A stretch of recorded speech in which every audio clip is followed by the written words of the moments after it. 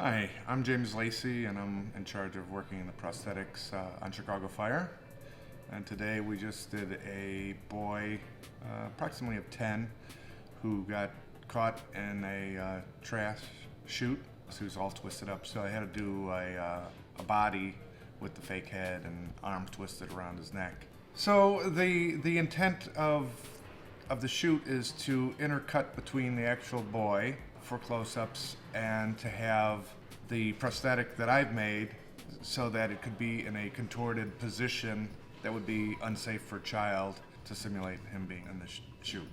Plus, it's also in a very confined area. It'd be very restricted as far as moving in that.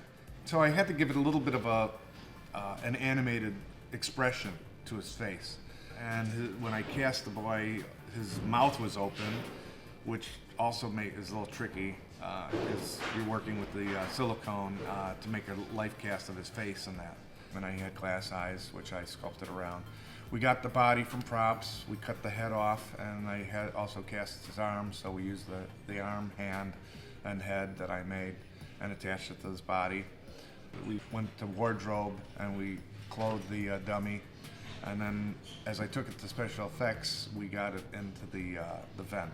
And then we had to actually screw the head in so that it was stationary. So when it actually came down to shooting, we used the pole to basically giving it a little tug there so it had a little movement, but that didn't seem like it was moving it enough in that. So I wound up attaching a rope to its foot, and I was able to pull that, basically puppeteering it so that it had some movement so that it didn't look static, and it gave it a little life.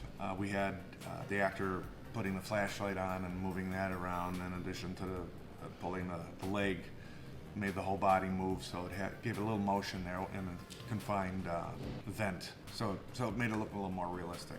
So that was pretty challenging. That was probably the toughest of the effects that I've done on the show, and I've had to do burns and stuff like that, but this is probably the most elaborate thing because you're taking from life and you want to make it look as realistic as possible. So I was very happy with the results, and the director was very happy, and that makes me happy.